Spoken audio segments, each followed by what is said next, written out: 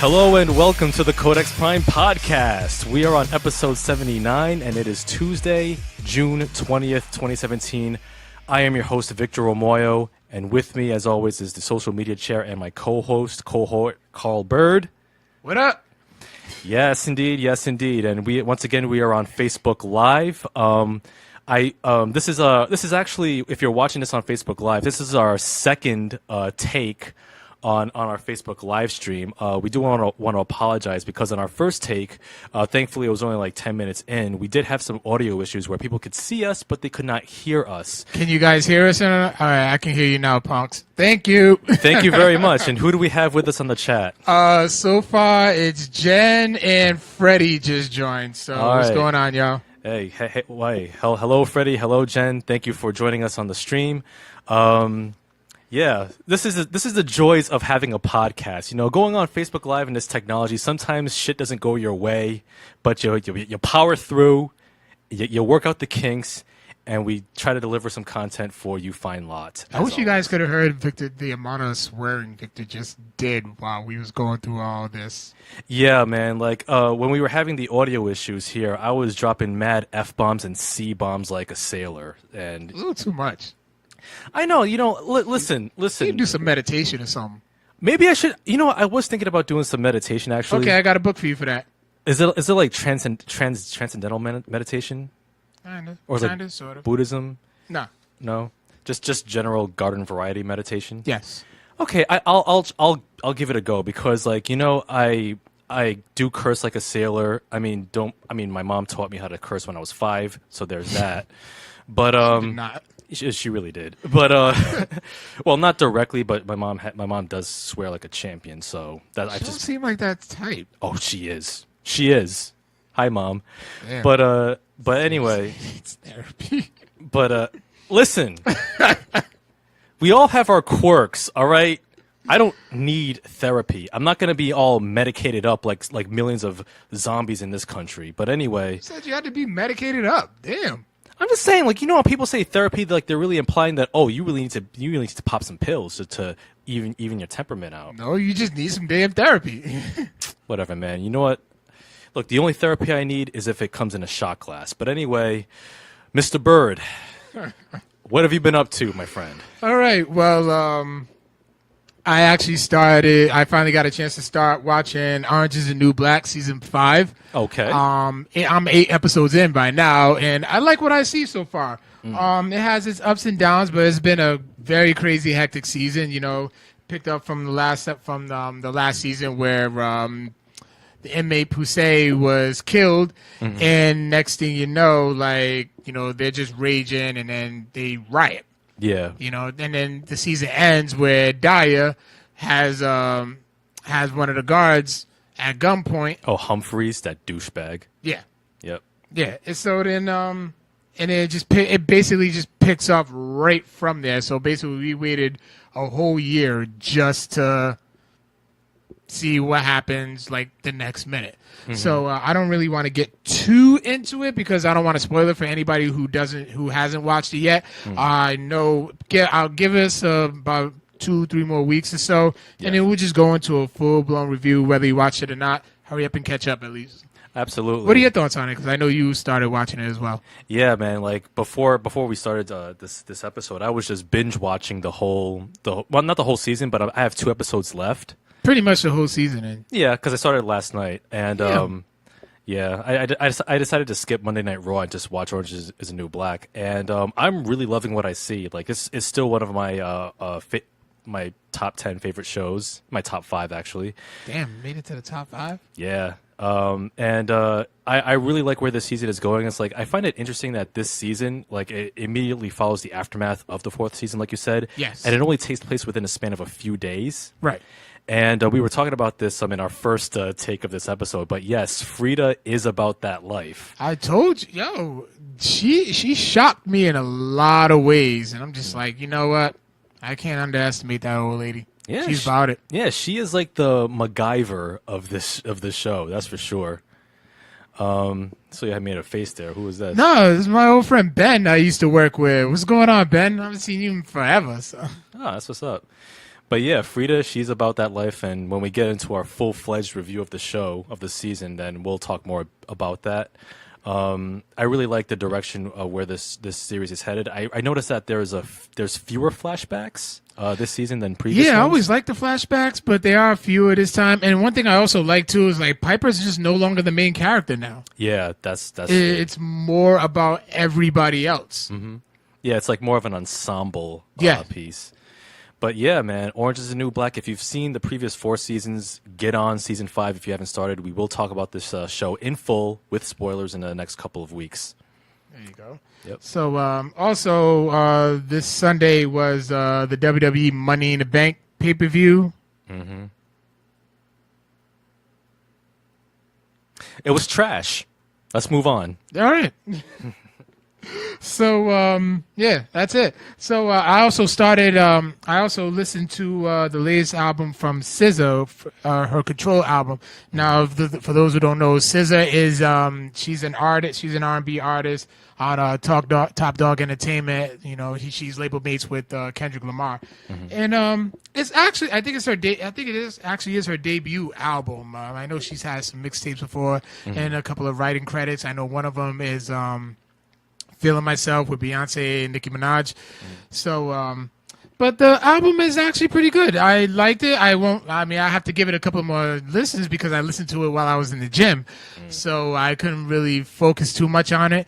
But one song that stood out to me that I actually did like is a song called The Weekend, which basically is about she is basically owning the fact that she is a side chick. Huh. Like she would pleasure a man only on the weekends, and the other girl is the main course, who is basically Monday through Thursday.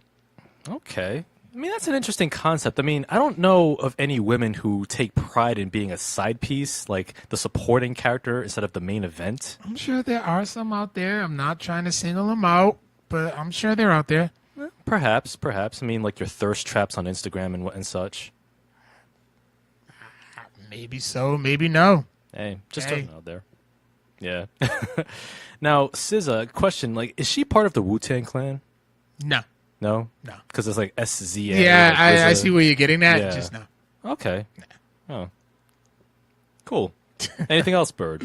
Oh yeah, and if you follow us on Twitch, I streamed my first playing of the Guardians of the Galaxy Telltale game.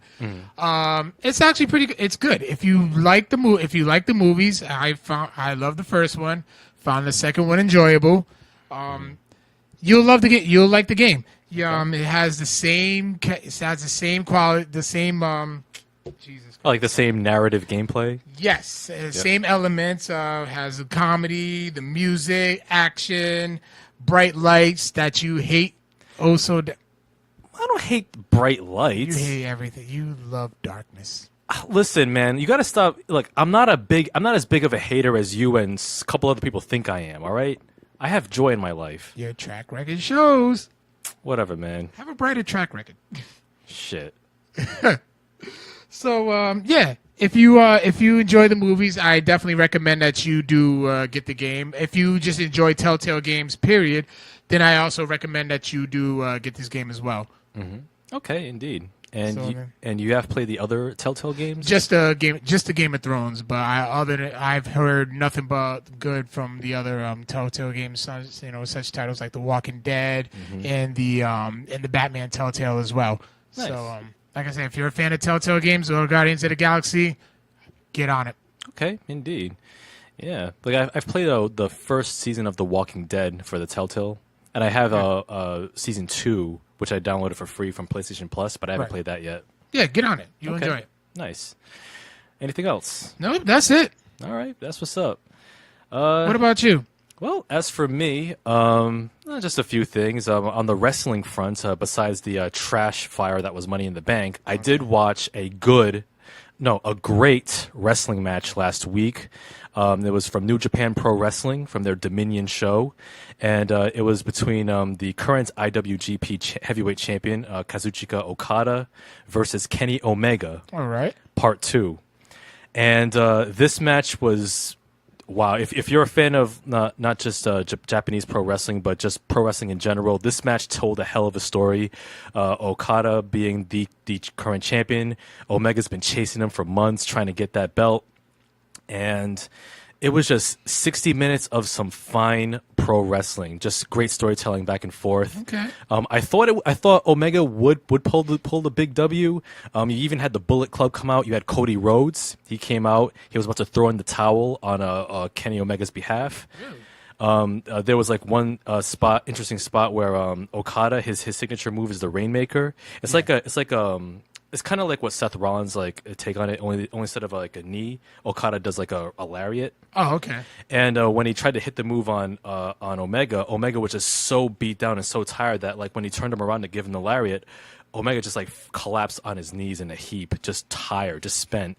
And at the very end of the match, Okada hits him with yet another Rainmaker, and he's spent. Like he's just like the strength has just like gone out of his body, and he's like crawling towards him, and like the countdown is on like 2 minutes, 1 minute, 30 seconds, and Okada's like crawling to Omega, just trying to pin him for the 1, 2, 3, and just when he's about to pin him, the time expired. Oh, damn. And both men just wrestled to a no contest draw. So Okada is still the champion, but that was a hell of a match, man. Like you should definitely catch it. It's online. Okay. In full. And you can also watch part 1 of that match too, part 1 of their rivalry, which was on Wrestle Kingdom 11 this past January. All right. Like those two matches tell a complete tale, and like man, like there's been so much hype between these two athletes, and for good reason. A lot of people want to see Omega in WWE, and even Okada as well. But man, if you're a fan of pro wrestling, forget Money in the Bank. Watch Omega versus Okada Part 2. That's hottest of fires in wrestling. The hottest of fires. All right. Yes. Anything else? I've also been catching up on some older movies as of late. Kind of took a break from binge watching. Besides Orange Is the New Black, I did watch a movie that you let me borrow, the 2010 comedy The Other Guys. Fucking right. I've been wanting to hear this for like a week. Go ahead. The Other Guys is a film starring Will Ferrell and Mark Wahlberg, and it's written and directed by Adam McKay. And this film is like a buddy cop, a comedy with starring Will Ferrell as Alan Gamble, who's like this hoity-toity, like kind of uptight, straight arrow, square of a dude, this nerd. He's a forensic accountant, and Mark Wahlberg plays Terry Holtz, or Terry Hoyts rather, his partner, who has some deep-seated resentment and anger from being at a shit job and having shit assignments, and they're not getting anywhere. And they have to team up, and they have to go after this high-profile white-collar criminal played by Steve Coogan, who's involved in some shady financial schemes and crime.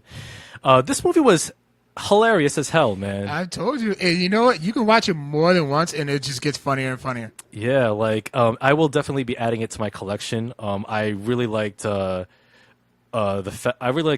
part where Will Ferrell's character was recounting his story, his pimp story of being Gator.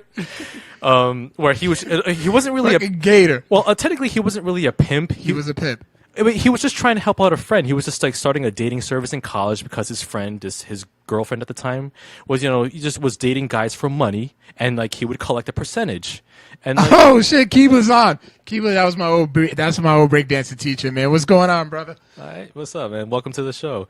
And he was just trying to help out a friend. He was developing a stable of women, that were going on this dating service. They would get money for dates. They kick back some money to Will Ferrell's Gator character. He was a pimp.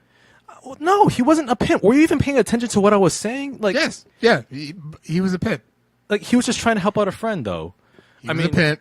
I mean, that was pretty hilarious. Also, Michael Keaton, though, he was actually pretty hilarious as that captain. Like, not only was he What's like, up, Jelana? like he was unknowingly dropping TLC references Yo, to the film. that was probably one of the funniest things. He's like, if you want to do this thing, you have to do it quietly. You gotta creep. Like, Creep. and don't go chasing waterfalls. Like there was this one scene that had me dying where Will Ferrell, he's in his full Gator mode. He busts into the captain's office. He's like, Gator needs his gat, you punk bitch. He just gives it to him. He's like sidetracked. He's like, oh, well, here. Like he just gives it to him like he just asked for a stapler. And of course, you know, Exactly. If you have a stable, you're a pimp. Shout out to Gator. okay, all right, I stand corrected. And but I will say that the one part that kind of, I mean, I found it hilarious, but you know what? I was just shaking my head in disgust. Dirty Mike and the boys. I was like, okay, let's see who this Dirty Mike and the Boys is about. And then when I saw it, I'm like, God dang, this is fucking repulsive and disgusting. I loved it. I loved it though. I mean, the things that he described of what he did in Will Ferrell's Prius, was it? The soup kitchen. You don't want to listen. You don't want to know what the soup kitchen is. I'll just leave it at that. If you're curious, just watch the film. But man, the other guys, Damn near tears right now. it's a hilarious film. Yes, I will be adding it to my collection. I thank you for recommending it to me. I can't believe I slept on that film. I should have watched it in theaters. It would have been in my 2010 top 10 favorite films of that year. But yeah, it's a really good film. Did you like the bribe scene? The bribe scene. What was the? Where they break into Urshaw's office and then he gives him with water and the water was like excellent. Oh yeah, and he like they bust into his office like 3 separate times. He gives them like tickets to shows and whatnot. It's like, have you been bribed again? And they go right back into his office and it's like the same pattern. Yeah, and then he's like, okay, 2 glacier waters. He's like, no more water. I was looking forward to having the water. Yeah, man. But yeah, it's a really good film. Adam McKay, he really did a good job. And what also another thing that I found interesting too was that the whole financial crime scheme or plot definitely tied into his Oscar-winning film, The Big Short. Yeah. Which it kind of felt like this was like a comedic pilot or precursor to that film. Could have been. Which Adam McKay did win an Oscar for adapted screenplay. But yeah, the other guys, check it out. Really cool film. And real quick recommendation. And What's up with you and hot ladies? You know what? That's the thing though. Like I didn't expect his wife to be Eva Mendes. Like he was like describing his wife as like he was describing his wife as a plain Jane, and then you saw Eva Mendes. I'm like, what? Bye, Sheila. Yeah. Oh yeah. Bye, Sheila. Go to house, Terry. Bye, Sheila. Thank you, Sheila. Yeah, Mark Wahlberg was just like hypnotized, just mesmerized, as any man would be or woman. But but yeah, besides that, another quick movie recommendation I do recommend, and shout out to Jen, friend of the show. An older film which came out in '96. It's a drama called Sleepers. I don't know if you've heard of it or have seen it. It stars Robert. Sleepers. Sounds familiar. Yeah, it's with Robert De Niro, Kevin Bacon, Jason Patrick, Brad Pitt. Okay, I remember hearing about it. I don't think I've seen it. Yeah, it's like Jen said you never saw Sugar Hill. For shame. Listen, okay. For shame. Look, man. We'll get to that in a second, but all right, go ahead. But Sleepers, it's a very good film. It's a drama which is supposedly based on a true story, but it's been disputed. But it's a story about four boys living in New York City. They get sent to this all boys boarding school for like this really terrible crime, and once they're in this boarding school, all 4 boys are subjected to this horrific abuse. Sexual and physical and mental abuse by Kevin Bacon, who's like one of the perverted pedophile wardens there. And the film fast forwards like 20 years later, or roughly 20 years later, where they're all adults and they all decide on some level to get revenge on Kevin Bacon and all the wardens that did that shit to them. And Robert De Niro plays this priest who's been looking out for these boys. He's like a very good father figure. It's like he's been supporting them, looking out for them, looking out for their best interests. And it's a really good film, really good story. The veracity of which is disputed. The author of the book that the film is based on, what's his name? Lorenzo Carceterum. He said that the story is true, but New York government authorities have disputed the validity of it because it does make authorities look bad, particularly the people who ran that alleged boarding school. Right. But names and situations were changed. But yeah, Sleepers. It's a really good film. Check it out. One of the most underrated films I've seen from the '90s. Okay. Yeah. Anything else? No, that's pretty much it. All Yeah. right. I don't want no scrubs. Yeah. What's it? No scrubs? Like, what are you talking about scrubs? Like, you talking about like the stuff that nurses wear? That doesn't make any sense. Why wouldn't you Don't want want no that? scrubs, man. All right, we'll just leave it at that. Well, besides all of that, we do have some news and items of interest to get into. Carl, you want to kick us off? It's a lot.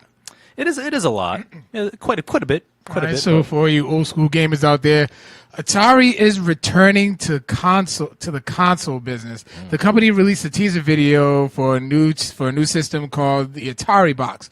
The system will be based on PC technology, and the video suggests that the console will sport a wood grain design similar to classic Atari systems. Atari's last console was the Atari Jaguar, which was released in 1993, something that we will definitely get into later on in this episode. Yeah, the Atari box. I'm interested in seeing what Atari's going to bring to the console market. I gotta see what they deliver first, because Yeah, Atari Jaguar was pretty. I'll get into that later yeah, on. we'll get into that. And besides, Jen being in front of the show, she's a retro gamer, so I'm pretty sure that's right up her alley. The Atari box, you know what? That's right, Victor. Yeah, Wait, not Victor. Oh shit, I'm about to get in trouble for this. Shout outs to Freddie, DBZ Life. That's all. all right, cool. All right, yeah. But yeah, the Atari box. Ooh, I'm about to catch somehow.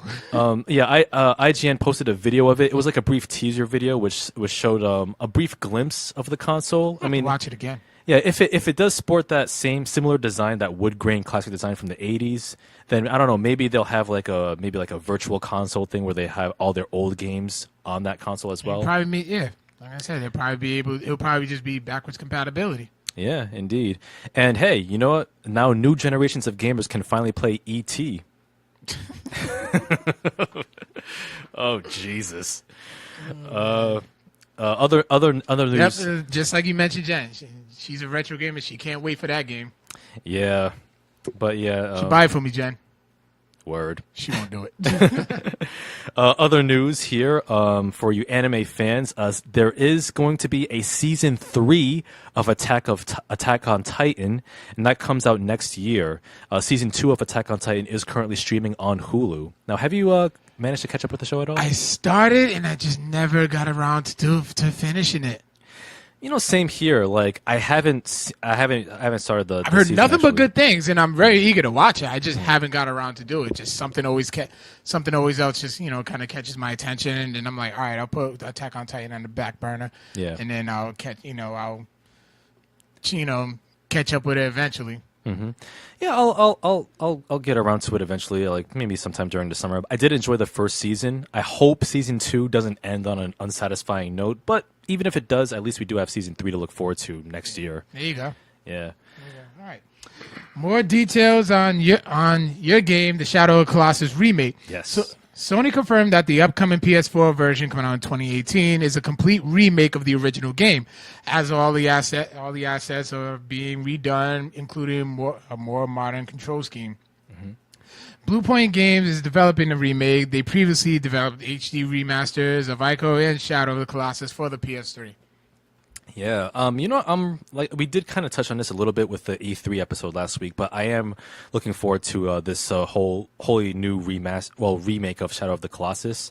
If it's like a more complete version with like modernized controls and without the frame rate issues of the previous versions, I'll be all for it. You know what? Come to think about it, I actually I think I kind of remember playing the demo Oh, really? of the original game. Yeah. Yeah, it was cool. Yeah. Not enough for me to want to go buy it, but it was cool.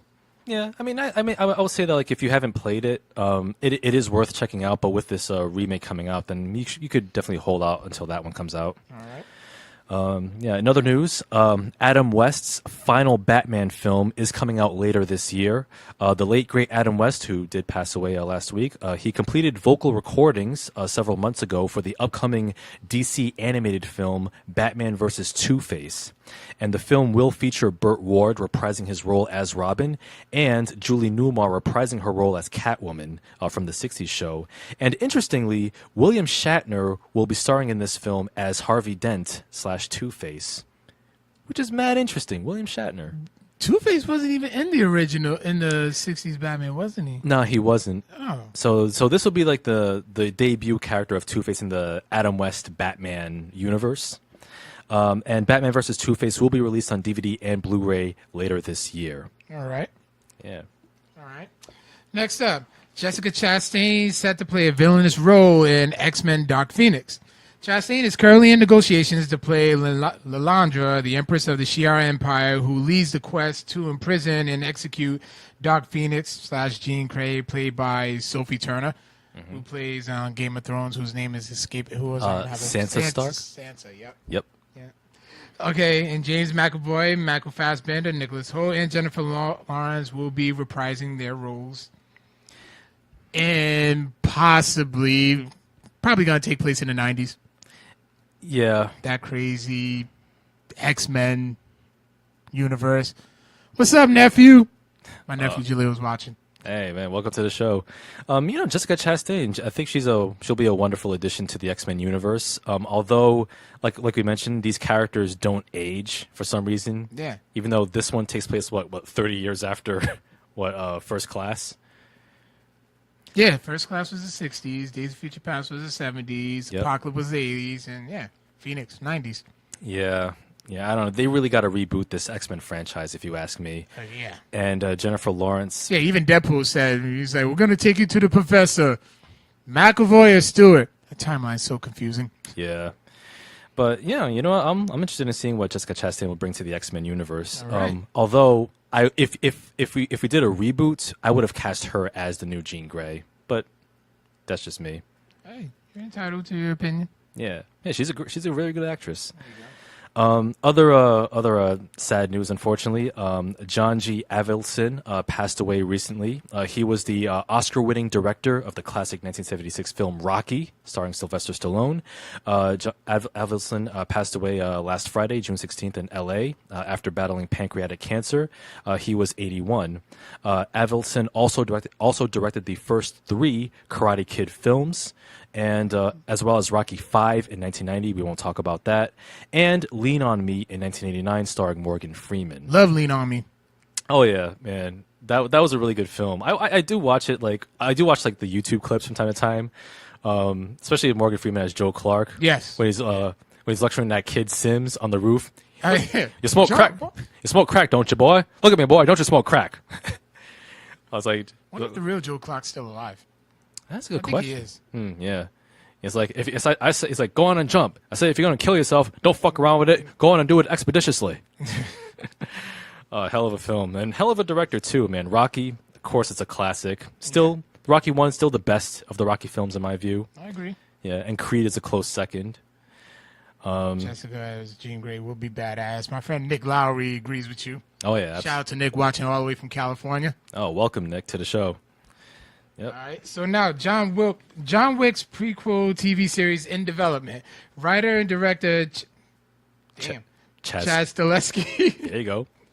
is working on a prequel TV series called The Continental, which will expand on the Clanside world of the John Wick films and Clandestine. Oh shit! Want me to take this one? All right. Go ahead. Apparently there's going to be a prequel John Wick television series. It's going to be called The Continental, and it takes place in the clandestine, word for the day, world of the John Wick films. It's going to focus on the global series of continental hotels, which cater to assassins. Stahelski says that the TV series can focus on other figures in the Continental, such as the consigliere, the concierge, the sommelier, and others. Keanu Reeves may also make an appearance in the film, although the series will not focus exclusively on his character. And there's no word on a release date for the show as of yet. Now, you have yet to see John Wick. I do. So I won't say much, but I will say that if you're a fan of grade A action films and headshots, mad headshots, then John Wick is up your alley. I love the 2 films. I cannot wait for part 3 to come out.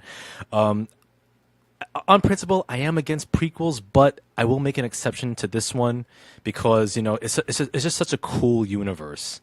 Like just the idea of a hotel filled with assassins, why not? And like they can't conduct any of their business in the hotel, otherwise they'll be excommunicado. Or they'll face really severe consequences. It's a really cool universe, man. I can't wait for it. And yeah. Go on. All right. Yeah. All right. So Batman Mask of the Phantasm finally coming to Blu-ray. The Blu-ray comes out in July next month, next couple of weeks. Mm-hmm. I guess with a 1080p remaster with both the original 16:9 aspect ratio and the 4:3 ratio. More important question is: Is it coming out in 4K? No, it's not coming out. I don't think it's coming out in 4K. But with a film like Mask of the Phantasm, it's not how different is it going to look in 4K? I mean, be happy that we're getting a 1080p remaster of this classic film. Have you even seen Mask of the Phantasm? I watched it years ago. Okay, because if you haven't seen it, I would tell you to burn in hell. But yeah, Mask of the Phantasm, it is, in my view, one of the best Batman films ever made, animated or live action.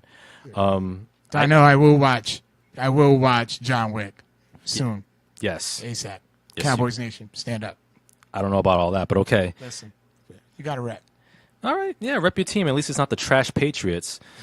Also, in some other rather bullshit news, I call it. Not bullshit because it's fake, but bullshit because it's ridiculous.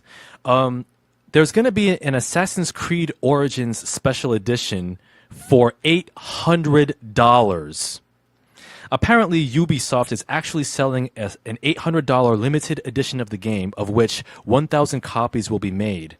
And what are you going to get for this $799.99 value? Well, you're going to get a 28.7-inch statue of Bayek, who's the protagonist of the game. You're going to get a collector's certificate of authenticity. We all love those. Two exclusive AC Origins steelbooks. There you go. I don't know how you're going to have two steelbooks of the same game in one package, whatever. 4 lithographs signed by the Ubisoft Montreal studio artists, an art book, the official soundtrack, the season pass, and the printed map of the game. Boom. I will say this, though, before we move on. I don't care if you make... That's a lot of money. For real. Ubisoft, bad enough they're with their shady business practices, with their graphical downgrades of games and whatnot. I don't care if you make 6 figures or close to it, or if you're a millionaire, or a billionaire. If you spend $800 on this so-called special edition, or $800 on any game, you're an asshole.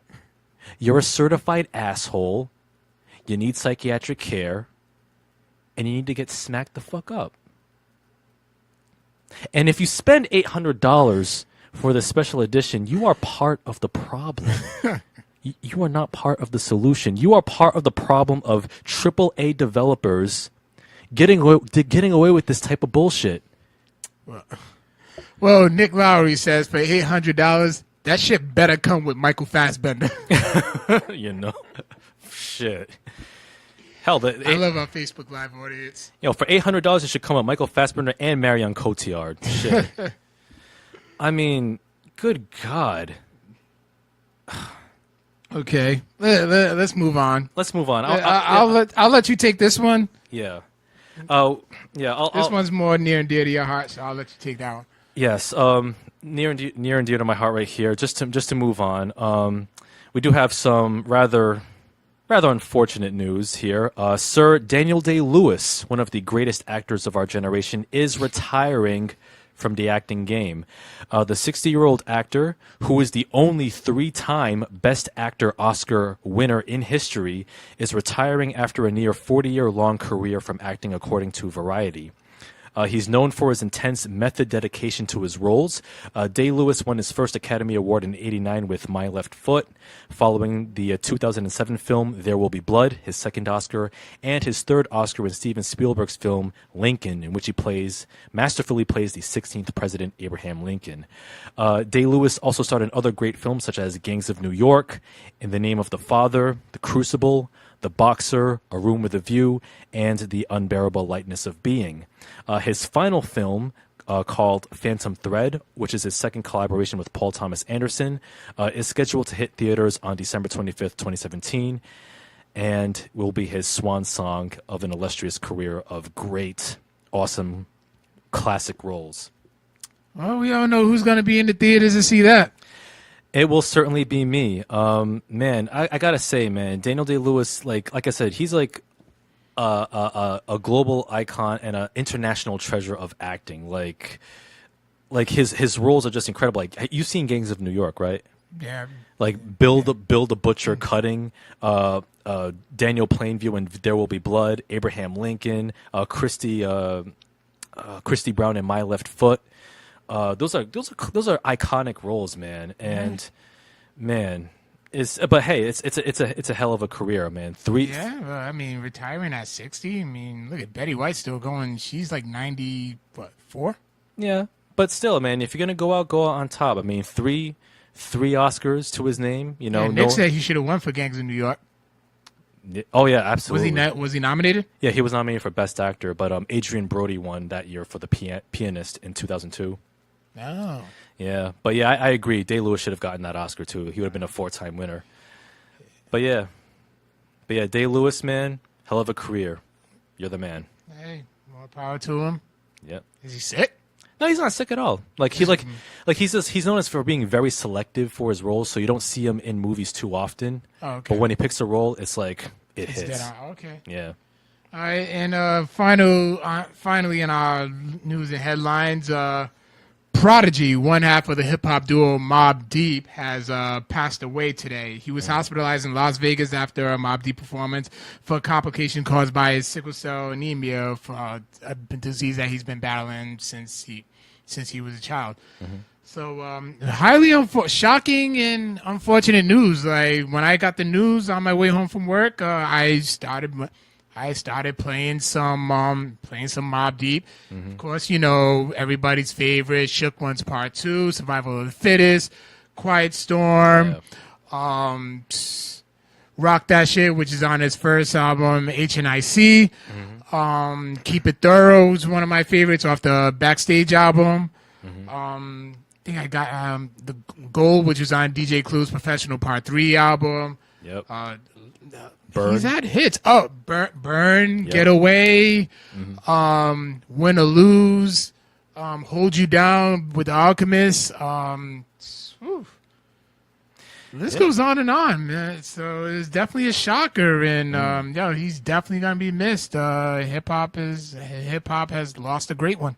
Yeah, absolutely, man. And an album that I used to listen to when I was in high school was Murder Music. Who didn't listen to Murder Music? Yeah, Quiet Storm. That was the shit back then. Everybody loved Quiet Storm. Even the remix with Little Kim, even better. I use that in my sets like all the time to this day. Whenever I'm DJing. Yeah, I even have the instrumental to that song too. Of course I do because I DJ. Yeah, but yeah, R.I.P. man, the HNIC. Yeah. Yep. So yeah, man. Now on to our main topic. So, you know, we at the Codex Prime podcast, we like to, you know, focus on, you know, some of our favorites, some of the best. But this week, we're gonna focus on the worst and a lot of the failures within the video game land. Well, not just the worst, but also games that may have otherwise been good, but perhaps have been we found rather disappointing, as well as what we feel are perhaps overrated games, or even dare we say sacred cows. Some popular games that a lot of people liked, except us, but we'll get into that as well. Odds are except Victor, but Whatever. we'll get into it. Whatever, man. I'm not a hater. I'm not a hater though. Okay.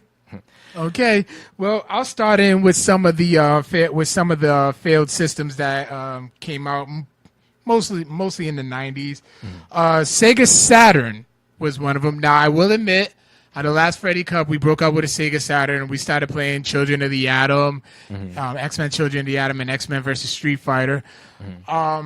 Those games in particular, I enjoyed, but the rest of the system itself didn't even last long. No, I think it probably lasted like 2 months. I want to say 2 months. I think it lasted maybe a couple years. I would say so too. I never had it. I was still playing regular Sega. Yeah. And then moving it. And no, at that time the PlayStation did come out. The first PlayStation, and that was it. That's what was kicking everybody's ass.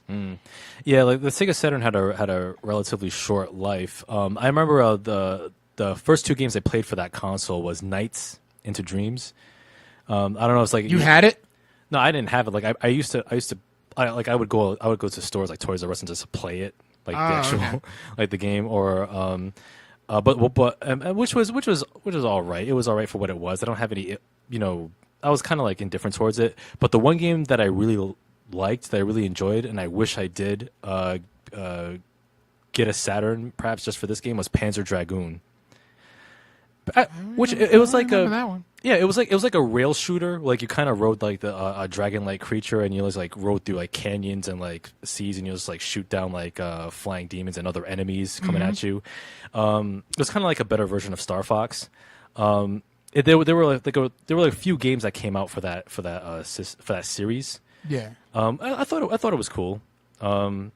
Also, another game that I really I didn't play too much of it. I only played it like briefly, but looking back on it, it was actually pretty cool. Guardian Heroes. Okay.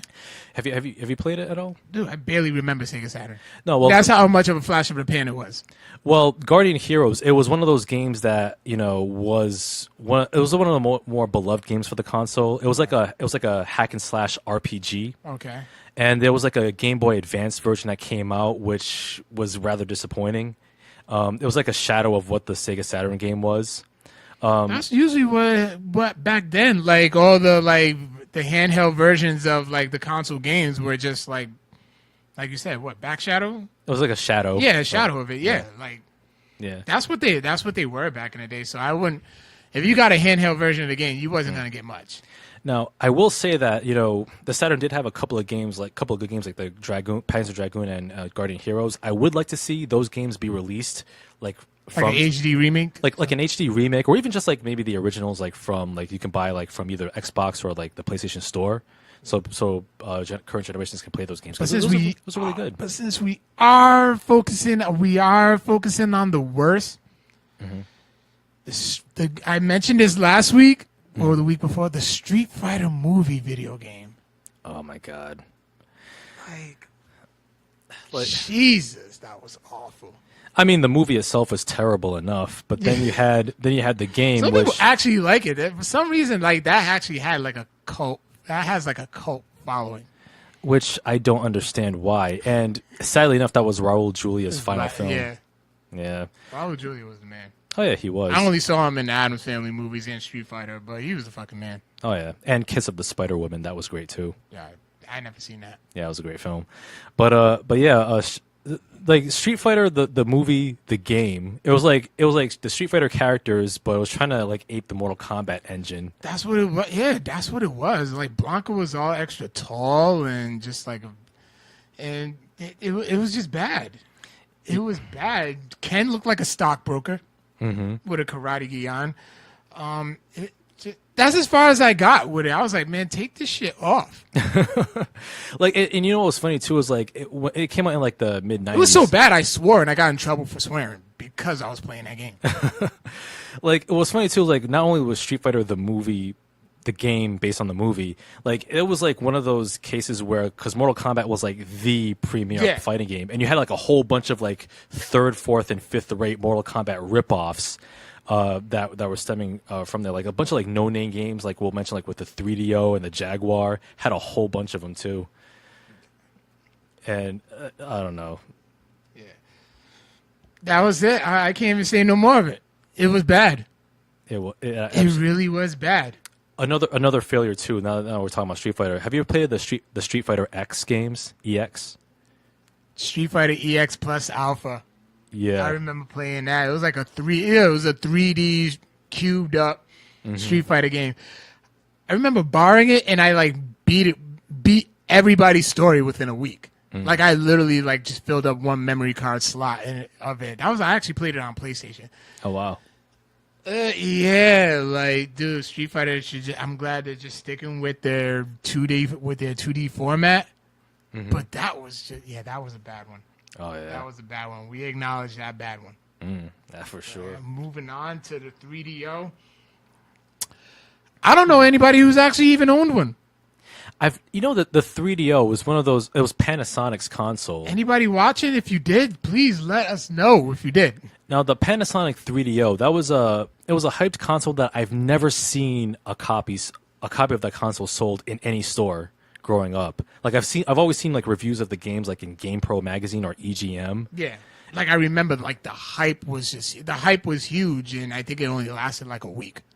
Yeah, like I mean, like I saw reviews. It lasted a few years, but Yeah. I don't know anybody who owned it. Yeah, I mean, Like all the other games that they had were for other systems. Like Battle Chess, my dad owned it. My dad's a gamer. He owned it for the regular Nintendo. wow. My dad played a lot of chess games. So, everybody played Doom on the computer. Of course, it's software. Exactly. Yeah, a lot of their games were just for other systems. What's up, Vonnie? But other than that, I didn't even know what the 3DO looked like, or at least I forgot what it looked like, and I just was reminded when we was preparing to do this episode. Yeah, like I don't know if you heard of this console, but it was like there was a console that came out around the same time as the 3DO. It was also a failure, called the Philips CDI. Couldn't even tell you. Well, the Philips CDI, it was like I had my Sega. I was happy. well, I had a Super Nintendo, so I was content too. But like the Philips CDI was another failed console, and it came out around the same time as a Panasonic 3DO, so they were both in competition. And the Philips CDI was initially going to be part of the Super Nintendo's lineup. Like it was going to be like a CD based add-on to the SNES. Yeah. And then and Philips even went so far as to creating like a Zelda game and like a Mario game as well. But it wasn't like an interactive game so much as like in the same vein as Dragon's Lair. It was like basically a full motion video, and it was like a choose your own adventure type deal. Okay, like the Telltale games. Yeah, and kind of like the Telltale games, except poorly drawn, poorly animated, shit voice acting, and just all around terrible, even by '90s standards. You can't even play those games or watch clips of those games on YouTube He's back. He's back. I didn't mean to interrupt, but the most diabolical hater this side of the Mississippi is back. What's going on, Kyle? Hey, welcome to the show, Kyle. But like those Mario and Zelda games on the CDI, you can't even play those games or with a ironic. You can't even play those games ironically. Basically, those games are genuine shit by any standard. I'm sorry. Kyle says I'm just here to shout out Overwatch. Yeah. Hey, you know what? I'm not going to start the Great Overwatch Battle Part 2, so you have still that. on the show. Yeah, Overwatch. Yeah, whatever. Hey, I can't knock it. But I mean, we can agree on one thing. Overwatch is certainly better than Nintendo's Virtual Boy.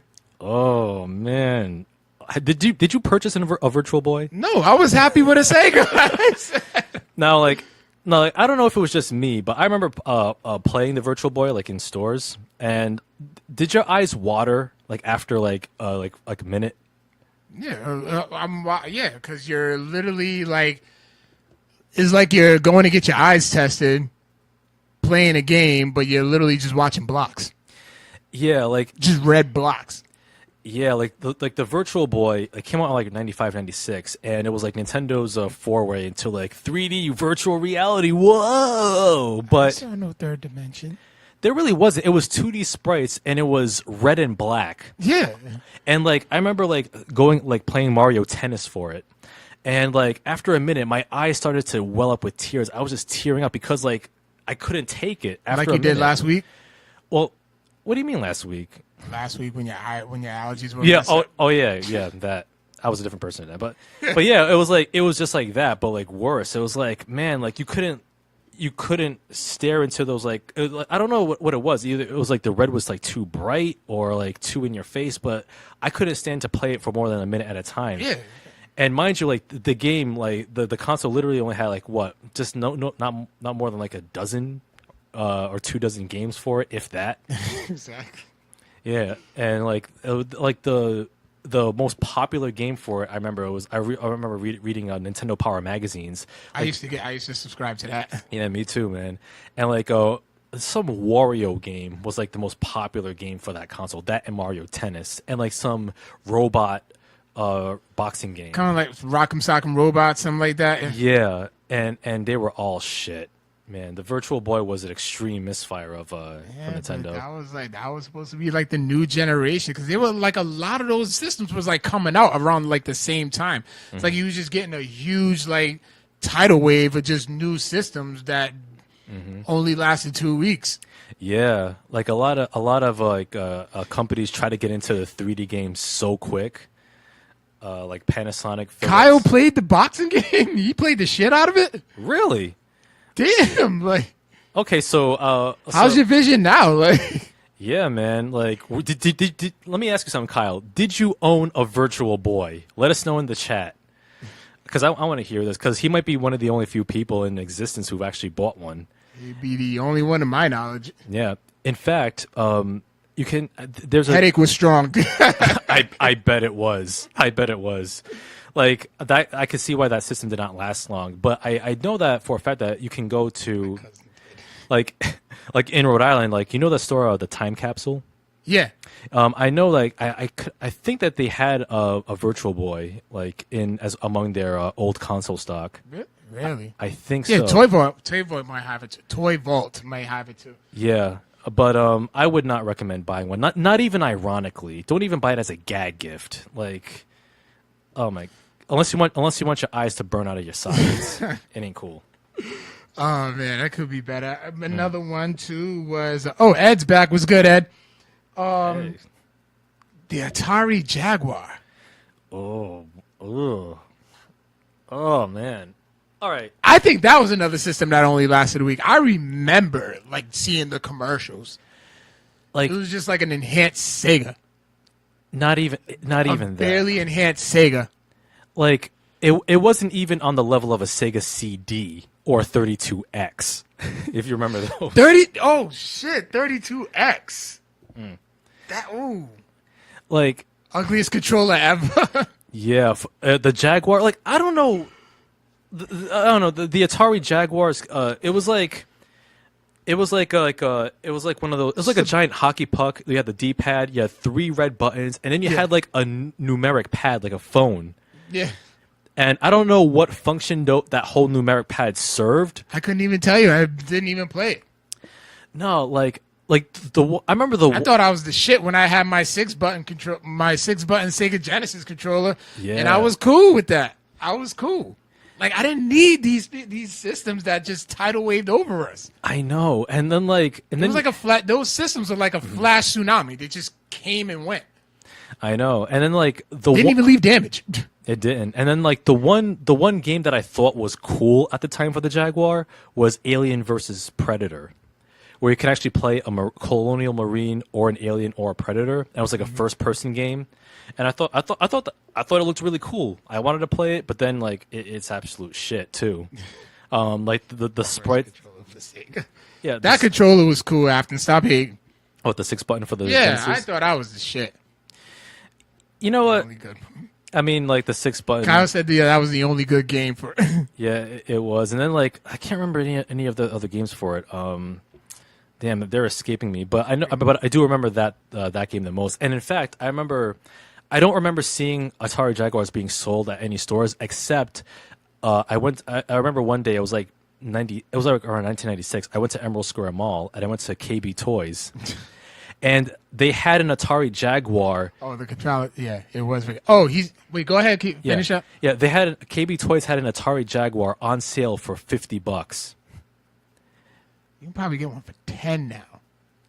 I'm not sure we can get it for that high. No, I think that's the highest it'll go. It's $10. But yeah, the Jaguar controller, like you said, was ugly. And there was another game, Raiden. Raiden, it sounds familiar. Yeah, I don't really remember it, but yeah. Oh God. And then I will say, okay, this next system I'm gonna bring up. I never seen anybody buy it, but the arcade machines were the shit. Neo Geo. Yes. Like the games that they had were the shit. I mean, you had Aero Fighters, Fatal Fury, and King of Fighters that both had the character Terry Bogard, who was the shit. And Samurai Showdown. Yeah, yo. You couldn't fuck with Samurai Showdown back. Yep, high five to that, man. Yeah. Boom. What's up? I 1942 type airplane game. Yeah. Raiden. Oh yeah. I remember Raiden Triad, I believe. Yeah. Oh, okay. Yeah, I remember playing the arcades for that. But yeah, man. I do remember the Samurai Showdown. I used to play that a lot in the arcades. Oh yeah. Yeah. $5 a quarters would go in like 2 minutes. Yep, I used to play as a Golford, who was like the blonde white dude with the blue armor, and he had the dog with him. Yeah. I stuck with Hawaru. Hoaru, yeah, he was like the main character, Yeah. right? And Hattori, I believe, I is remember another one. Atari. Yeah, man, that was a good game. I want to play. Yo, you know what? Like back then, I used to play a good amount of fighting games at the time. I really do want to play Samurai Shodown The again. fuck happened? Why'd you change them? All right, look, listen. Like the last, for me, like the last fighting game that I really got into was actually Tekken 5 for the PS2. Okay, that was a good one. Yeah, and That was a good one. then I did play Street Fighter Third Strike for the PS2. Okay. I love the soundtrack, and then Killer Instinct. Cinder. Yep, combo breaker. But yeah, man, Samurai Shodown. I really want to play that game again, man. And you know what's funny though? I'm about to petition for Injustice 2 is great. Of course it is. Hmm. But and I hate DC.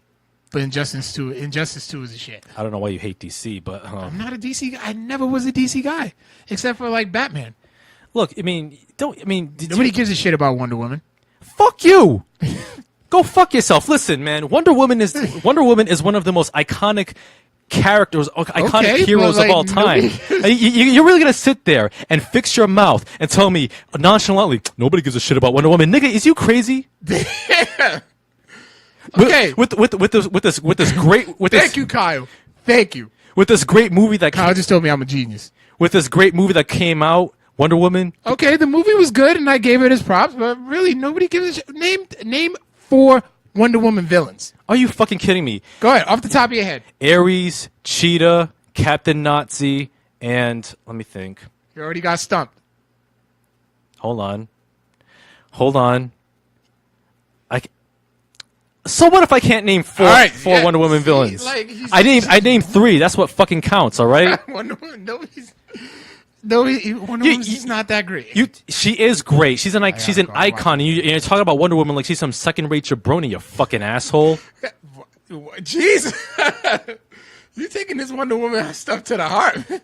I am. You know, I am a little hurt. I'm a little hurt because even with this great movie that came out, you're still gonna diss Wonder Woman like she's a nobody, like she's a jabroni. She's not that great. I'm a Marvel guy. I'm sorry. You can be a Marvel guy, but give Wonder Woman her motherfucking props. She's one of the icons of superheroes. She is, but I just Day don't really one give a shit. ish. Day one ish. Wonder Woman's been running it since the 40s. And you want to Okay, fucking yeah, hate on she's her 75 shine? years old. All right, but I'm just I don't really give a shit about Wonder Woman. I really don't. Get your life, motherfucker. No, I'm cool. But anyway, man. Fuck you. You go fuck yourself. But anyway, I'm getting sidetracked. you What I are. was saying. Yes, rewinding it back. It's fantasy wife. The Neo Geo. I don't know who said that, fantasy wife. Oh, Jen. Look. I thought it was Taraji though. Okay, listen. Taraji P. Henson is my TV bae. You're over 30. Stop saying bae. Whatever, man. Let me live my life. But anyway, getting back to the discussion at hand. I'm getting tongue tied. I'm so angry. The Neo Geo. Now, yeah, I haven't seen any of the actual consoles being sold, but I remember reading reviews of the games in GamePro magazine, and they listed the prices for the games. The games were like priced at over $200. Yeah, nobody was gonna spend all that money. I don't know if Sega Genesis cartridges were like 70. yeah, but 60, 70 was like that's more reasonable than. But you wouldn't spend $200 on the cartridge. I don't know if it was like the exact like arcade Well, copies. didn't they come with like four games and a cartridge? Because I know the arcade machines had like 4 games in one machine. Yeah, I don't know if that was the case, or I don't know if the arcade machines like had the actual Neo Geo consoles or like the equivalent inside them. Maybe that's why it priced so much because like the exact same technology. I'm not sure, but like it was like still buy one though. oh yeah, you can buy a console now. And I remember Neo Geo had like a handheld console that came out as yeah. well. But you know what? That reminds me of another console that I did know somebody that had one. The TurboGrafx 16. Wow. You remember that? I forgot all about them. That was like just lost in time. Like, Yeah, like I think it was like the first console I can think of that actually had like a memory card. It was kind of like a cross between like a memory card and like a floppy disk, kind of. Yeah, shit. TurboGrafx 16. Yeah, it had Bonk's Adventure on there. The caveman with the big huge head. He hits people with it. Yeah. Okay, now this one, I don't know. Some people could consider it a success, but I think it was a failure. The Sega Dreamcast. It had a short shelf life. I wouldn't call it a failure in the sense that like the quality of the games were on point. Oh yeah, Crazy Taxi, Ready to Rumble Boxing. Yup. Yeah, you couldn't fuck with Afro Thunder. Yep.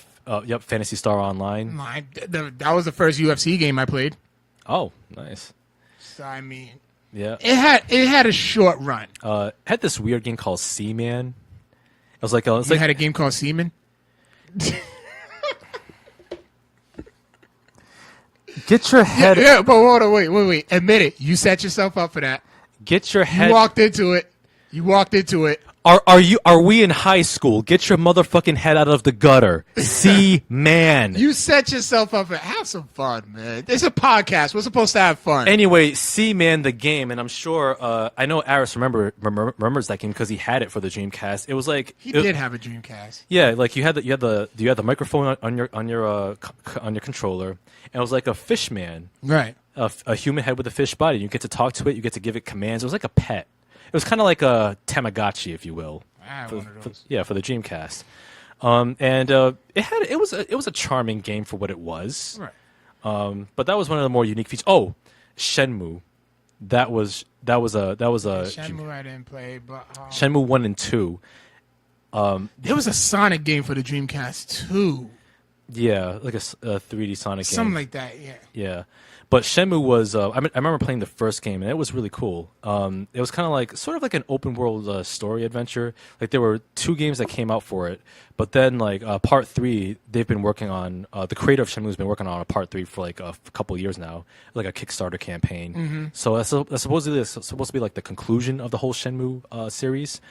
But yeah, the Dreamcast, if it had a chance to last longer, because PS2 was like stiff competition and it was like edging it out. You couldn't fuck with it at that time. Like the That- PS2 just came in and just started murdering people. That and then the original Xbox and the Dreamcast was pretty much down for the count, like the Undertaker at WrestleMania. See, listen. Okay, is this because of the semen joke? Yeah, tit for tat, turnabout's fair play. But anyway, yeah, the Dreamcast. You know what? I was thinking about buying one actually. I played one. My cousin Rick had one, so I played his. And there was one game that was awesome. Like as for a fighting game, Soul Calibur. Oh, okay. Oh, you couldn't fuck with Soul Calibur. Yeah, 1 and 2. Oh my god. I think Aris broke out his Dreamcast at one of the Freddy Cups, and we was playing some Soul Calibur. Nice. Yeah, That's you what's can't up. fuck with Soul Calibur. Yeah. I want to play Soul Calibur right now. Come to think about it. Me too. You know what? Not with this discussion that we're having on all these classic games, especially fighting games. I actually do want to get back into playing fighting games now. I do. Thank you, Jesus. Like, Thank you, Jesus. I mean, Remember, we're supposed to be going against the party nerds in freaking Tekken 7. Yeah, I mean, but here's It's time to step that up. all right. But here's the thing, though. Like, when it comes to fighting games, though, like memorizing all the button combinations and the timing, like, I just can't wrap my head around it. I've been trying. Look, listen. If you can memorize the year Foxy Brown came out, I think it was 73. okay. If you can freaking remember the year that you got your 1080p TV, 2012 April. fuck, even the month, shit, you can remember. You can memorize some button combos. Well, I mean, it's the difference between memorizing. You can fast play Street Fighter, okay? You can. Hadouken is downright fierce. I know down, forward, and punch. But the thing is, like Do you still remember the Konami code? up, down, left, right, BA, start, Select start. select start. Yeah. Select start AB. Yeah. I remember the blood code for Mortal Kombat for Sega Genesis. Okay, then you can memorize a goddamn fighting combination. Right, but here's the thing: there's no way around it. You can memorize it. There's a difference between memorizing button combinations and actually executing them. You can still do it. Like the timing of the button presses. Like I just like I just can't pull anything off except Yeah, like you this, can. except Yeah, the you most can. basic of moves. It takes practice. But here's the thing, like just Practice. Okay, like Not just the game. right. Practice. Okay, like Allen Iverson Insider. I don't know who that is. But anyway, I'm just kidding. I know who Allen Iverson is. But I was playing Injustice, Gods Among Us, the first one, like Okay. over the weekend, trying to execute some button combinations. I was playing as Wonder Woman because Wonder Woman is awesome, and I was trying to execute the combos and whatnot. I got the basic moves down, but as far as like the more complex combos, I just couldn't do it. It was more like button mashing and whatnot. Trust me, you do just fine. All right, I mean. You do just fine. I mean, I'll get back to. I want to play some of the more classic fighting games, but the newer stuff, I gotta. No, eventually one of us will get a video camera for our PlayStation, and then we'll actually live Twitch stream me whooping his ass in Tekken. Because I'm gonna be honest with you, whether Right. you're an amateur or a pro, I don't hold back. All right, that's I don't let anybody win. cool. Okay. As a matter of fact, I play video games with my clients, people with developmental disabilities, and I don't let them win. I'm going. Go ahead. I'm a guarantee shooting to hell, but I don't. No. I see. I agree with that. Yeah, like- I co-sign that because no matter what your struggle is, you gotta persevere. Exactly. And if you actually beat Carl, then that's a victory well earned. So I agree. Yeah, with that. won. He actually beat me once, Okay. and I gave it to him. Yep. Tekken is the shit. See, thank you, Afton. See, that's why we right here, Afton. Yeah. Tekken is shit. I mean, the shit. Yeah. Wait till you play this one. All right. I got you.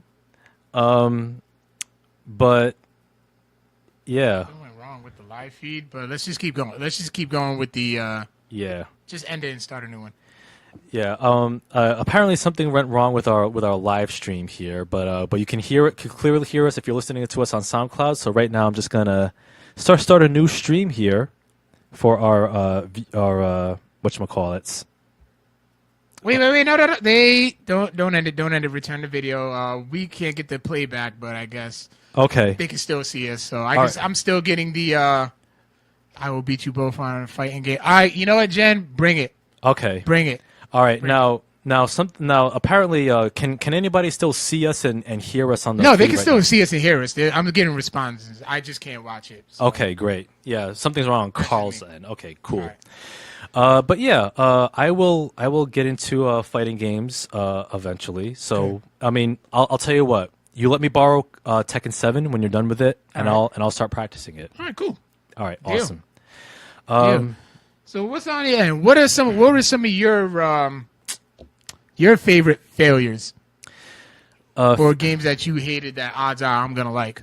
Well, here's the thing. Like, just to kind of switch gears from failed consoles, I want to talk about a few games that I wasn't really feeling, or rather, games that I used to like, but nowadays I'm just kind of on. Afton said she's scared. I am too. You ain't the only one.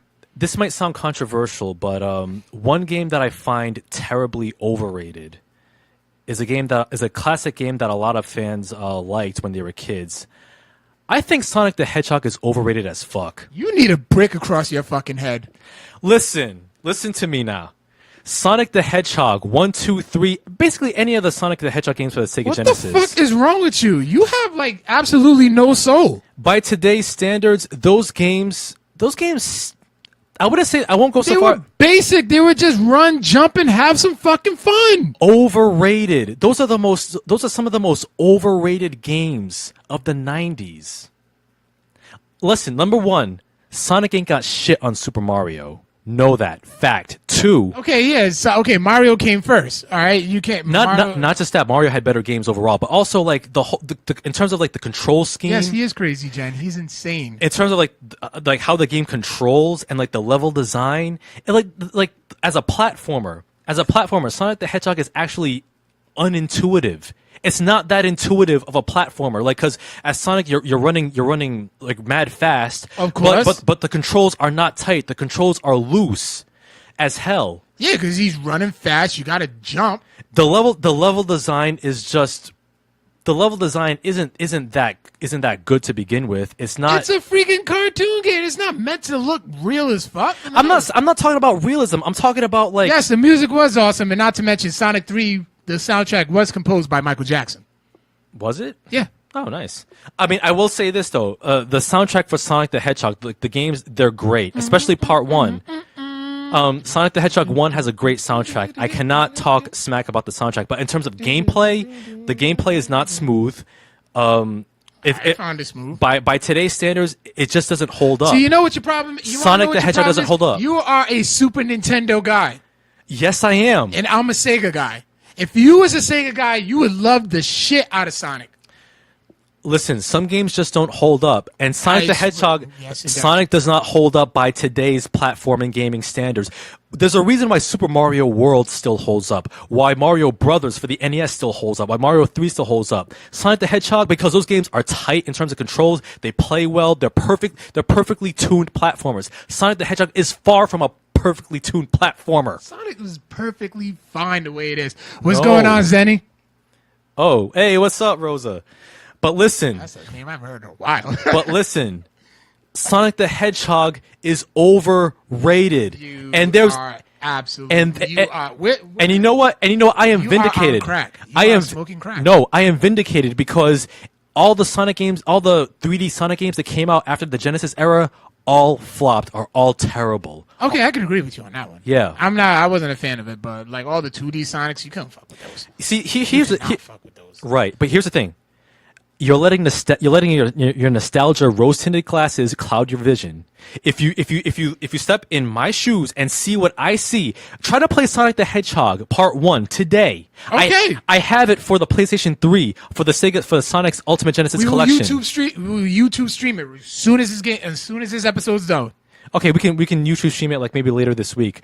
But because you know I gotta watch Orange Is the New Black. But and Wait, this shit ain't going nowhere. and edit this video. But still, you can try to play Sonic the Hedgehog today, and you will see what I see. The controls do not hold up. See, now Zenny's mad.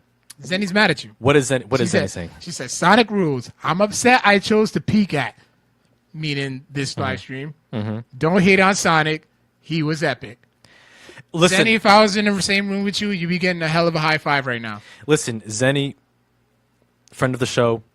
You too are letting your rose-colored nostalgia glasses cloud your vision as well. You sit down and play Sonic the Hedgehog Part 1, and you will see what I see.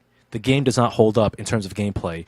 Mario does. Any of the Mario games do. I don't agree. I don't disagree. Sonic does not. Sonic's the shit. Move on. All right, I'm gonna move on. I'm gonna move on too. All right. Another game that that in my view still doesn't hold up. Streets of Rage 3. Oh, you got what 3. the fuck is wrong with No, you? no. Streets of Rage 2 is an absolute classic. And Right, part, yeah, okay. And And I part don't 1. agree with that. All three of the Streets of Rage games are amazing. Part 3 is Badussi. Damn. Part 3 is straight up Badussi. Part 3 was just as good. Okay, Part- it wasn't just as good as 2, but it was still dope. Nowhere near as good as parts 1 and 2. Streets of Rage 3, the soundtrack was butt. It was unnecessarily difficult as well. Cheap AI. And it was like it had multiple endings as well. Like before, it's like beat the game in a certain amount of time before the city blows up because there's like bombs trapped in the city everywhere. It made it more challenging. The game's Trust me, me and my cousin Joe, we went in on all three of those Streets of Rage games, and we got those endings. Streets of Rage 3. We made sure we was getting them endings, and it was the shit. Streets of Rage 3 sucked. I'm sorry. Parts 1 and 2, awesome. The soundtrack for part 2, one of my favorite of all time. And you cannot fuck with Streets of Rage 2 or 1. I do not disagree. But part 3, Part 3 was dope.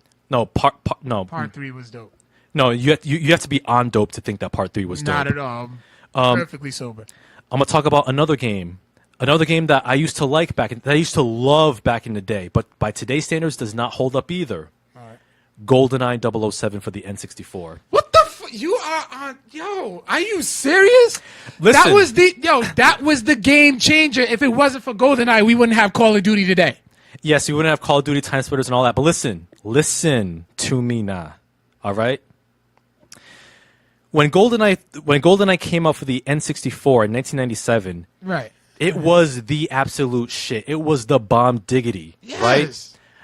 I mean, it was on point. It was the best first-person shooter there ever was. However, What's going on, Eli? He asked for a shout out. Hey, shout outs to Eli.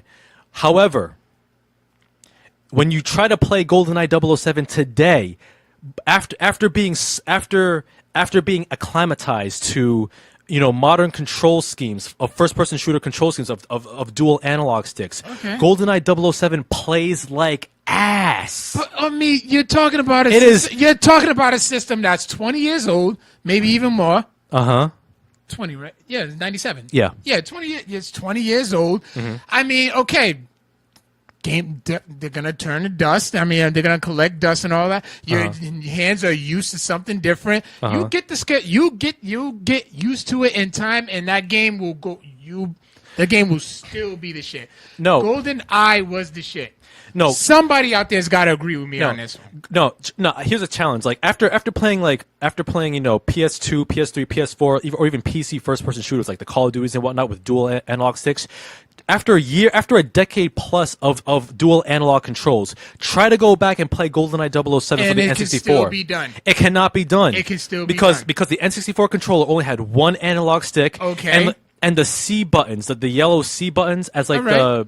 the Yeah, the second directional pad. as like a second directional pad is unplayable. Thank you. GoldenEye is a classic.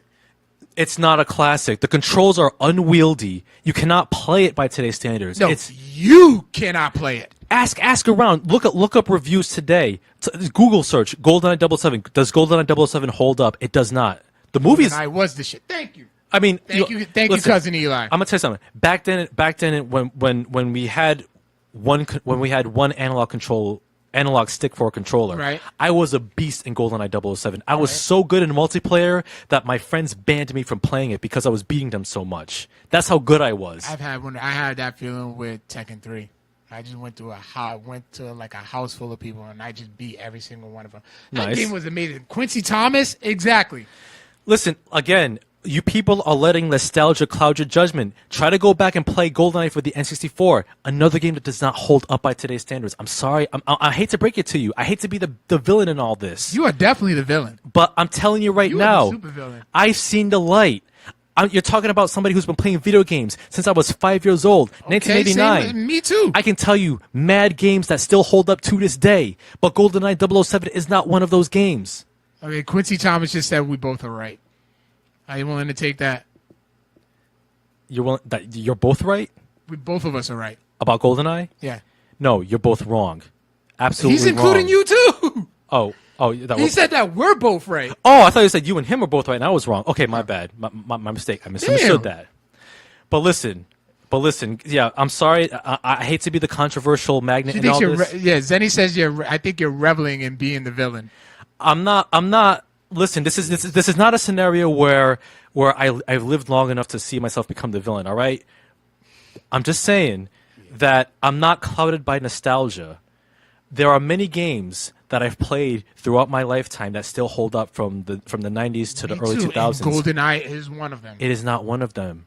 I'm telling you right now. Try to play with those clunky as fuck N64 controllers. After being And you will get used to it within like 10 minutes. you will not. I believe me. I was You will not. I was battling those controls for like 20 minutes straight, and I turned it off. I just couldn't do it. I just could not. You still do got it. a 64? It's in my basement. Yeah, Yeah, we have to do it. You're digging it up from your basement. I will dig it up. But I'm telling you right now, it doesn't hold up. You were clouded by a handicap. I'm clouded by what? A handicap. I am not clouded by a handicap. All right. Don't hate on me, Senny, because we have different opinions. All right. All right. Move on. How else are you gonna piss everybody off then? Okay. I do have a couple more games here. Another game that I used to like. I still like it to a certain degree, but I can kind of see that it's pretty flawed. That really doesn't hold up as much as people think. Okay. The original Star Fox for the Super Nintendo. I'm sorry. Listen, now this is a case. This is a case where I'm not hating on Star Fox. I actually still like Star Fox for the Super Nintendo. But here's the thing. That's a game that really it's a product of its time. The one Star Fox game that still holds up still is Star Fox 64. That's the game that I point to. Star Fox for the SNES, it may have gotten the ball rolling, especially with the FX chip, but it's not as good as you thought it was. Okay, my man Eddie said, "Oh God, no! Don't go there." He went there. He went there. Let him know, Ed. Let him know, Edmund. Let him know. I'm sorry that I went there. I hate to be the supervillain in this, You but do not hate to be the Superman. You are loving this shit right now. Look at the grin on your face right now. No, Star Fox? Are you serious? the original Star Fox for the SNES, listen, it's Remember, I was a Sega guy, but I thought Star Fox was the shit. I think you're being clouded by the FX chip, that gave you the 3D polygons on a 16-bit console. I think that Star Fox for the SNES is at best, okay. It's not a bad game. It's not whack. But if you want to point to a definitive Star Fox game from back in the day that still holds up, it's Star Fox 64. I don't disagree with you on that part, but Yeah. you cannot tell me, Star Fox for the SNES? Really? I'm sorry, it just doesn't. Really? It just ain't. You're gonna make a lot of enemies by the end of this episode. All right, here's the thing though. For years, not just on this podcast, but for years, our friends and acquaintances, right? They've been calling me a hater for some reason because my opinion differs from them a lot of the time. Today, it's like a self-fulfilling prophecy. For years, y'all been calling me, "Oh, Victor, you're a hater. You're the biggest he hater is. alive. You're a contrarian. You're this, you're that." Now that I'm actually fulfilling that role, y'all can't stand it. How fickle are we? How fickle are we, huh? So now you're actually admitting that you're a hater. I am not a hater. Let this be known, Victor Omoyo is not a hater. Just because Victor Omoyo has different opinions than some people, whether it's on the podcast or in our lovely chat or outside of the podcast, does not make me a hater. If you have a different opinion, do I call you a hater? No. We just agree to disagree in a civilized fashion like adults because that's what we do. Okay, now we got some good responses. Eddie, yes, Star Fox on 64 was great, but the original Star Fox was just as fun. And Zenny goes, nah, if one person calls you a hater, ignore it. Okay. If all of us call you a hater, you sir are a hater. Listen, Hating after saying hate. all y'all need to get your lives, all right? I'm in the right, and y'all notice. If y'all play these aforementioned games that I mentioned, you would understand. As a matter of fact, I'm going to issue a challenge. If you guys can somehow, some way, I know a lot of us are adults and we got lives and everything, but if you actually have the time and have a chance to play any of these games, play it, send us a video, send us a review, and let him know. Let Victor know. School Victor and let him know that these games these aforementioned games that he's mentioning still holds up. And I have one more example, one more game that I used to like back then. It was a PS2 game, which came out in 2001. It has its fans, but now I thought it was overrated. Not bad, mind you, just overrated. Devil May Cry, Which one? the first one and the third one. I have fun with Devil May Cry. I never really got too much into it, so you can go on and rant on that.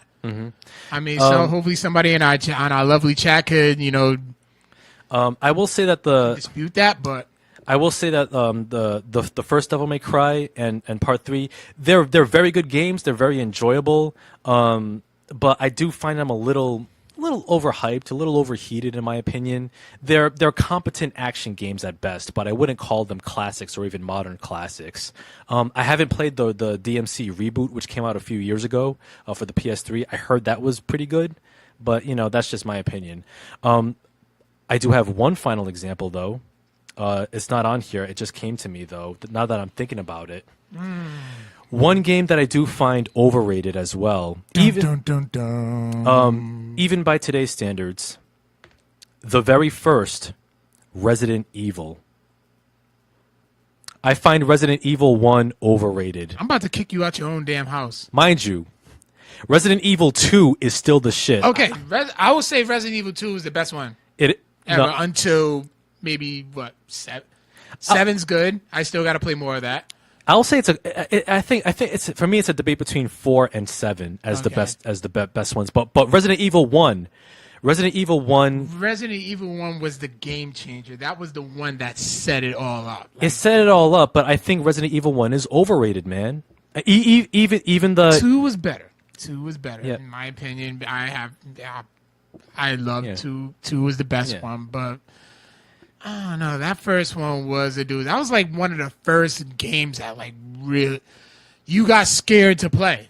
yeah, you kind of did. But I thought that part 1, even the HD remake.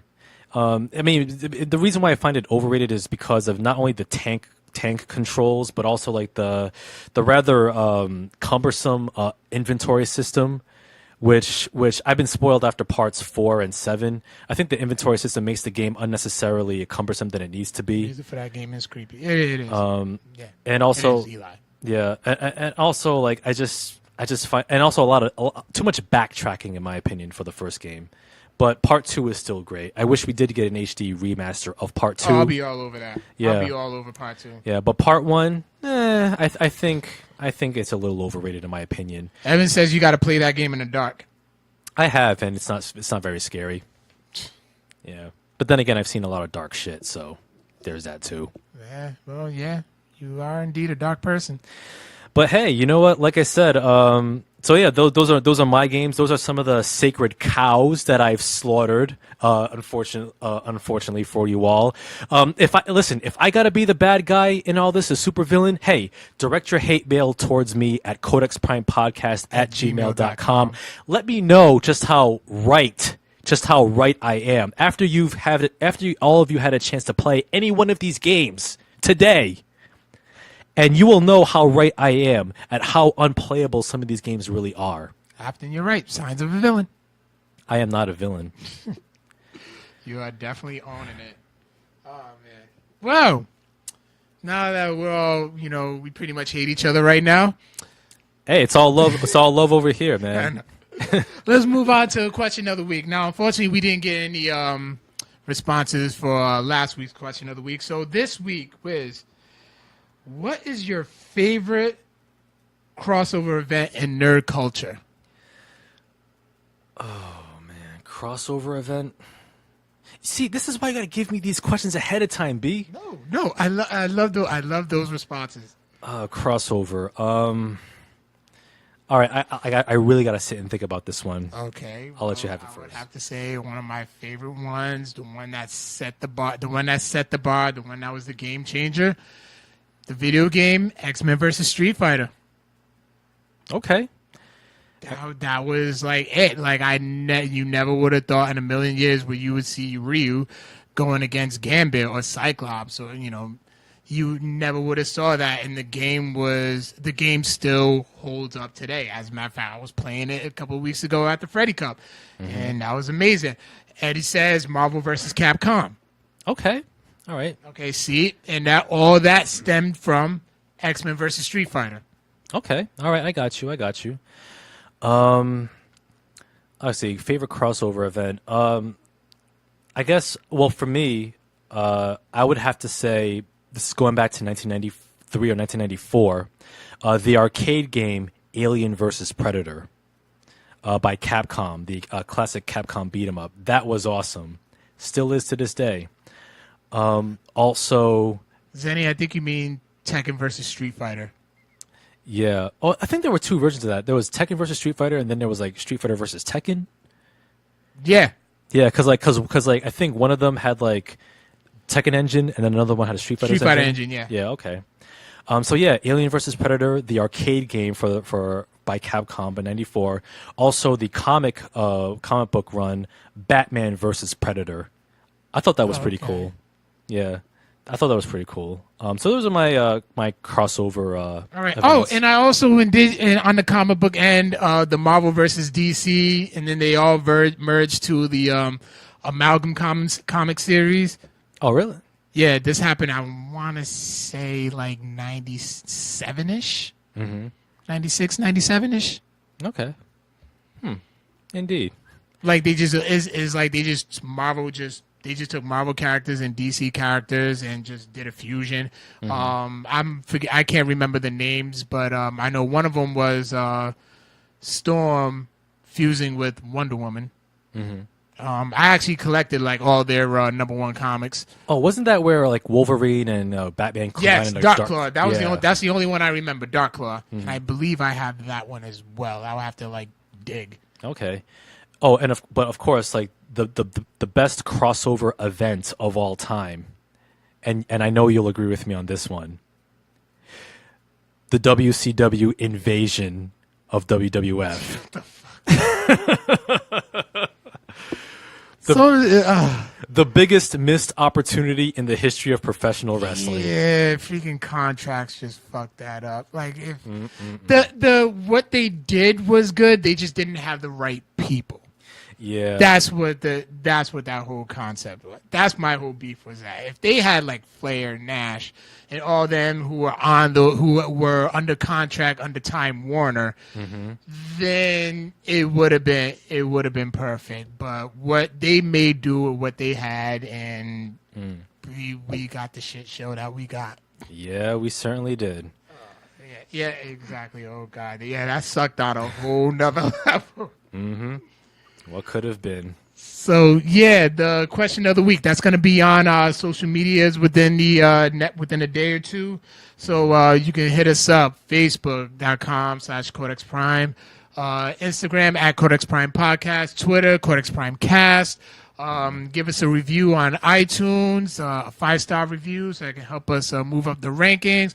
You can also find us on Google Play and SoundCloud as well. Yes, indeed. And you can also find this episode on our YouTube page, and the audio version will be posted on our SoundCloud page as well. Okay. And also, I do want to shout out one of our biggest supporters and our friends at the Party Nerds out in New Jersey. Their member Amber has been recently diagnosed with endometriosis, which is a disease that's common amongst women, and that can also like lead to cancer. So I did post this on our pages, and you can actually help donate to help Amber out, to help heal her. So we'll be posting the links up soon. So big shout outs to Amber. We're praying for you. You're an inspiration to all of us. And big shout outs to the Party Nerds, for doing that up and just being good friends to us and constantly supporting us. So we definitely salute you guys. Amber, we're praying for you and wishing you nothing but the best. Yes, indeed. Yes, indeed. And get well soon. Yeah. And also a quick announcement too before we sign off here. Starting next week and all throughout the month of July, we're gonna air our Facebook Live show at a different time. We're gonna be starting next week. We're gonna be airing on Wednesday afternoons at 1 p.m. Yeah, I know most of y'all at work, so most of y'all on Facebook while you're at work anyway. So just put some headphones on and listen. Yep. Or check our episodes out and leave comments on our YouTube, Facebook, and SoundCloud. The reason for this is because starting in the next 6 weeks, I'm going to be I have my annual summer job gig for URI's talent development program. I'll be tutoring from Sunday through Wednesday evenings, so that's going to cut into our Tuesday night broadcast. So that's why we're going to be moving our show time to Wednesday afternoons at 1 p.m. for the next 6 weeks. So we'll be back at our regularly scheduled time in August. So yeah, big shout outs to TD Nation, class of 2017. It's gonna be a really cool summer. But yeah, thank you guys for watching us. Thank you for listening to us. We will catch Thanks for you. chatting along, and Yeah, Victor is a villain. I wear that badge with pride, and we will see you next week. Peace out, nerds. Later.